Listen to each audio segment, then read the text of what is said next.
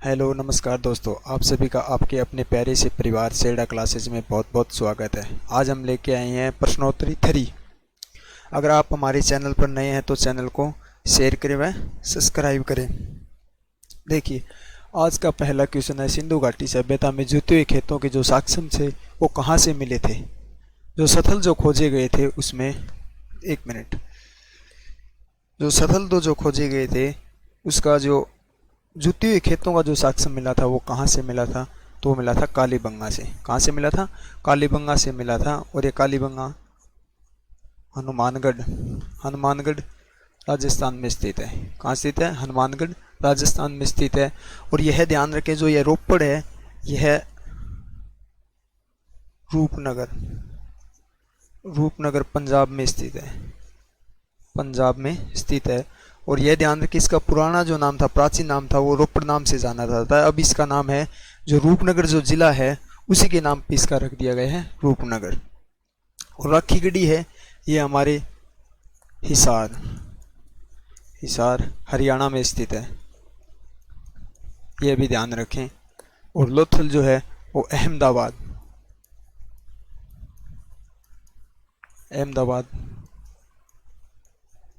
गुजरात में स्थित है। कहाँ स्थित है? अहमदाबाद गुजरात में स्थित है। और लोथल की वर्तमान में भी खुदाई जो है चालू है, जारी है, अभी भी इसकी खुदाई है। अगला क्वेश्चन नंबर 2, कोणार्क सूर्य मंदिर कहाँ स्थित है? कोणार्क या कई बार इसको ऐसे दे दिया जाता है, कोणार्क मंदिर कहाँ स्थित है या सूर्य मंदिर कहाँ स्थित है? तो वो स्थित है उड़ीसा में। कहाँ स्थित है? उड़ीसा में स्थित है। और इसका दूसरा जो नाम है वो नाम है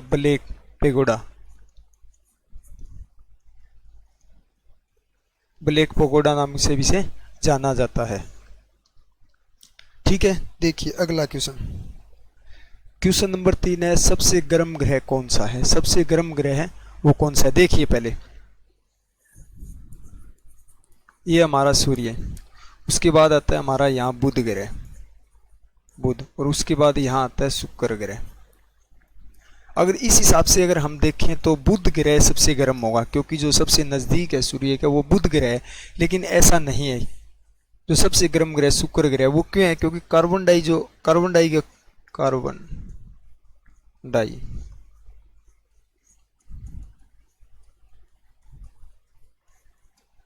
डाइऑक्साइड की जो सर्वाधिक मात्रा है वो इसमें कहाँ है? शुक्र ग्रह में। लगभग 90 से 95% कार्बन डाइऑक्साइड की मात्रा है। इस कारण से यह सबसे गर्म ग्रह है। और बुध ग्रह वो सब सूर्य के सबसे नज़दीक व सबसे छोटा ग्रह जो है वो बुध ग्रह है।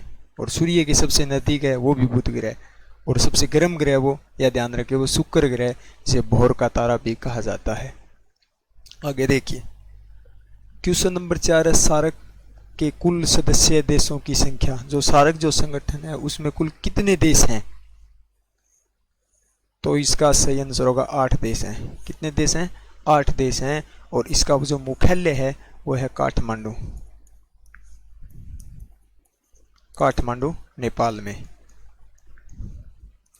नेपाल में है। और इसकी जो स्थापना है वो हुई थी 1985 में। कब हुई थी? 1985 में। यह ध्यान रखें, जो भारत के जो पड़ोसी देश हैं, चीन को छोड़कर सभी देश इसे सदस्य जो हैं, 8 सदस्य हैं, वो भारत के सभी पड़ोसी देश हैं। देखिए, पहला भारत, दूसरा पाकिस्तान, तीसरा अफगानिस्तान, चौथा भूटान, पांचवा नेपाल और छठा बांग्लादेश। और 7वां जो देश है वह है श्रीलंका। और 8वां है मालदीव। तो यह ध्यान रखें, सार्क देश का जो संगठन है उसमें 8 देश हैं, भारत, पाकिस्तान, अफगानिस्तान, भूटान, नेपाल, बांग्लादेश, श्रीलंका, मालदीव छोड़ के चीन को। और इसका मुख्यालय है वो काठमांडू नेपाल में स्थित है।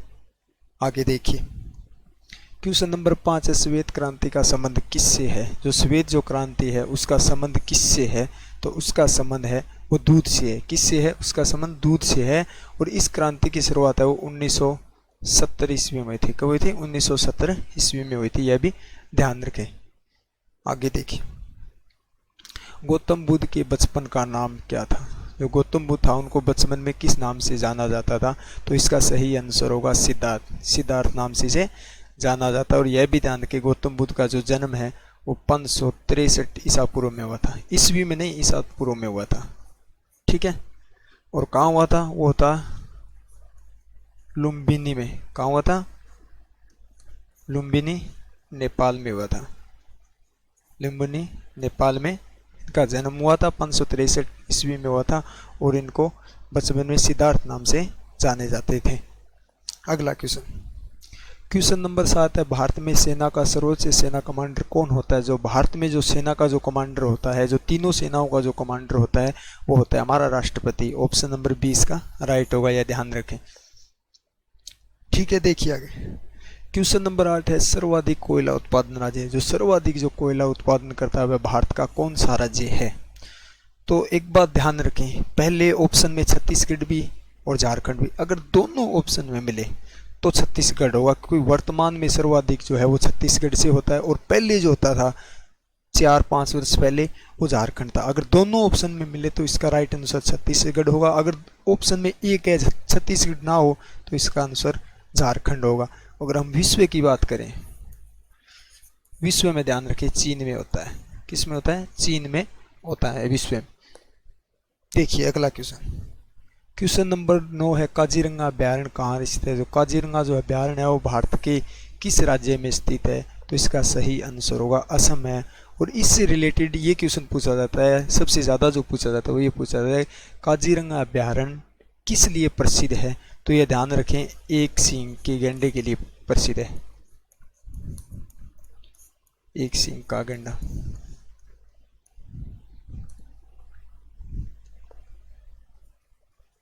एक सींग का गैंडा है, उसके लिए प्रसिद्ध है। ज़्यादातर क्वेश्चन यही पूछा जाता है।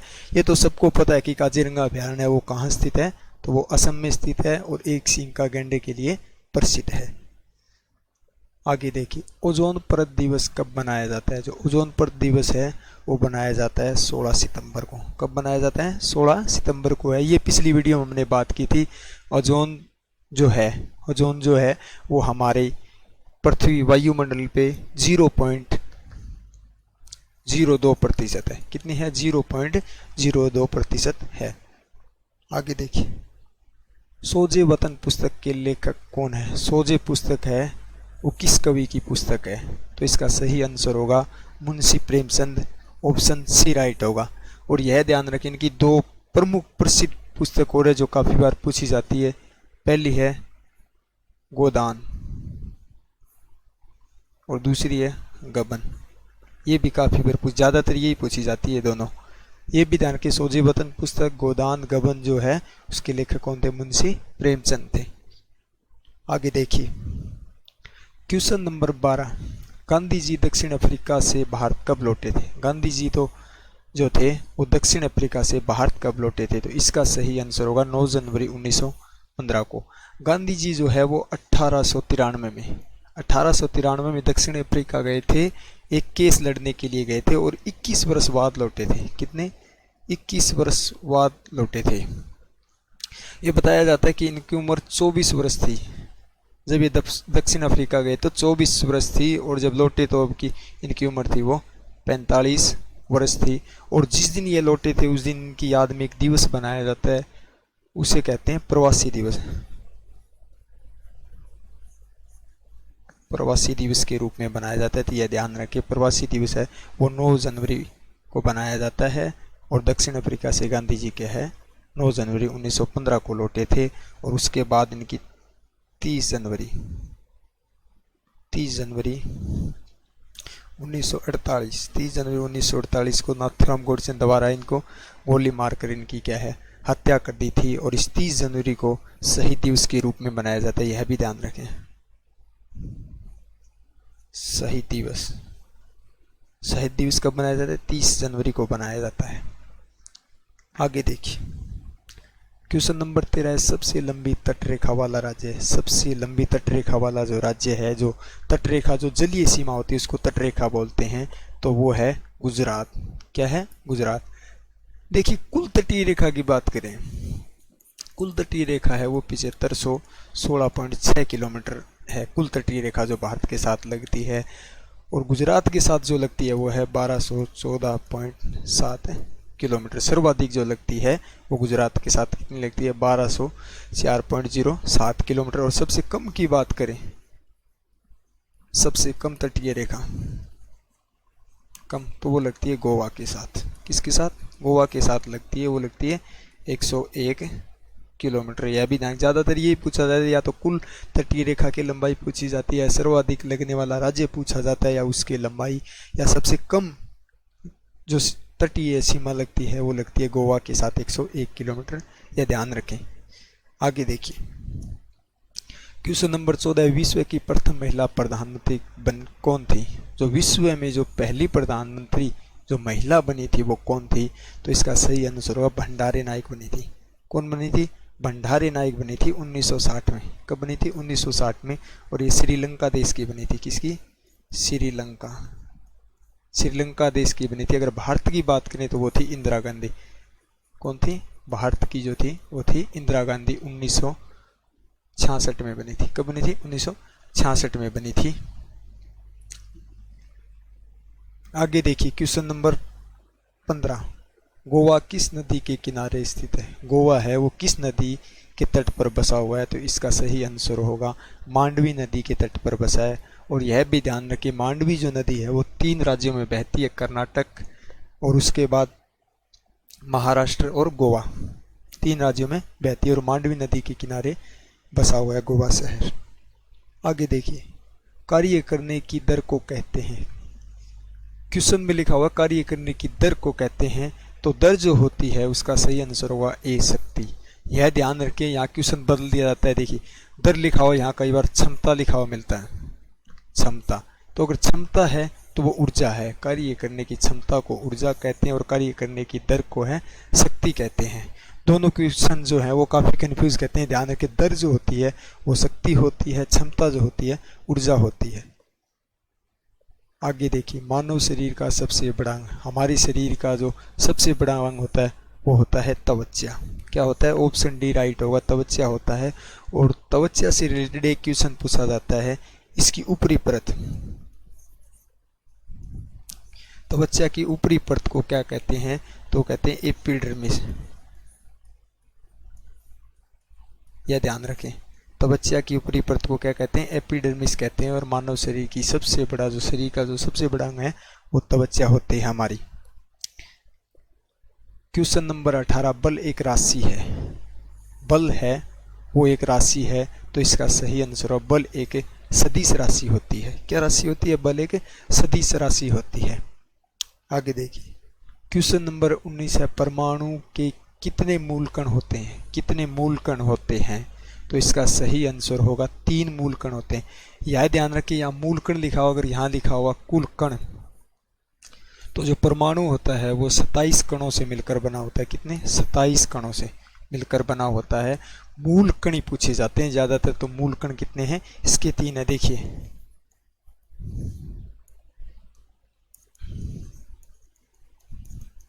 इलेक्ट्रॉन पहला, दूसरा प्रोटॉन, और तीसरा जो है वो है न्यूट्रॉन। न्यूट्रॉन, यह ध्यान रखिए प्रोटॉन और न्यूट्रॉन जो होते हैं वो नाभिक में पाए जाते हैं। कहाँ पाए जाते हैं? प्रोटॉन न्यूट्रॉन नाभिक में पाए जाते हैं, और ये बाहरी अवस्था में पाए जाते हैं, बाहर की साइड में पाए जाते हैं। और ये जो पाए जाते हैं ये परमाणु के बाहरी ओर पाए जाते हैं, और ये नाभिक के अंदर पाए जाते हैं, प्रोटॉन और न्यूट्रॉन। और मूल कण 3 होते हैं, कुल कण जो होता है परमाणु बना होता है वो 27 कणों से मिलकर बना होता है। आगे देखिए क्वेश्चन नंबर 20 है, बाहरी जल का आणविक सूत्र होता है। जो बाहरी जल का जो सूत्र होता है वो इसका सही आंसर होगा D2O। D2O होता है बाहरी जल का। और अगर साधारण जल की बात करें, साधारण जल का जो सूत्र होता है वो होता है H2O। क्या होता है? H2O। और इसका अणुभार, बाहरी जल का जो अणुभार होता है वो 20 होता है। ये भी ध्यान रखें। वो साधारण जल का अणुभार होता है वो 18 होता है। बाहरी जल का अणुभार 20 होता है, साधारण जल का अणुभार 18 होता है और भारी जल का सूत्र जो है वो D2 होता है और साधारण जल का सूत्र है वो H2O होता है। आगे देखिए क्वेश्चन नंबर 21, सर्वाधिक आघातवर्धे धातु।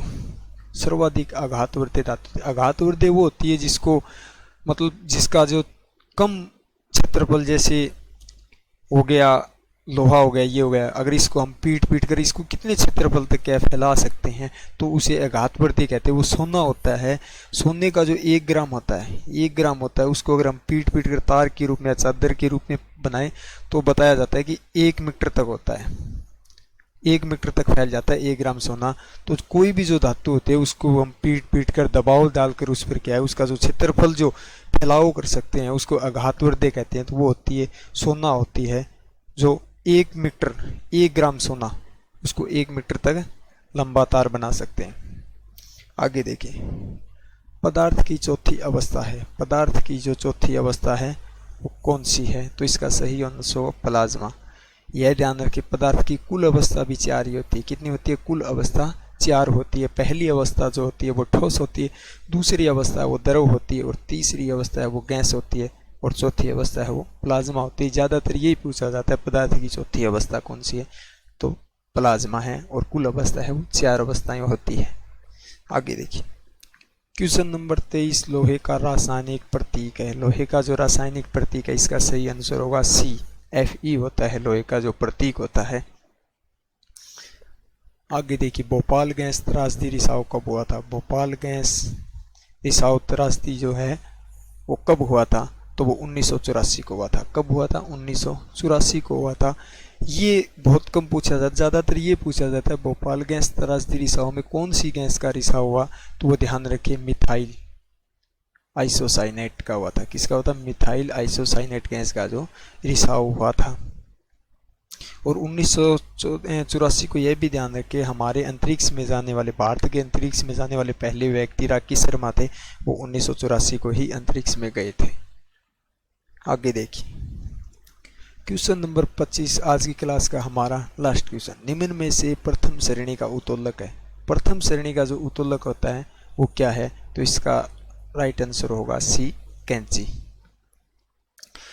तो आज की क्लास हम यही समाप्त करें। देखो कल की क्लास में एक त्रुटि थी, कल की जो क्वेश्चन सीरीज नंबर 2 में पहले क्वेश्चन में एक त्रुटि थी जिसमें बताया गया था धनराज पिल्ले का संबंध किस खेल से है तो उसको सही कर लें। उनका संबंध है वो फील्ड हॉकी से था। किससे था? फील्ड हॉकी से था, बाय मिस्टेक हो गया था। ठीक है, मिलते हैं 4 नंबर प्रश्नोत्तरी में। जय हिंद, जय भारत।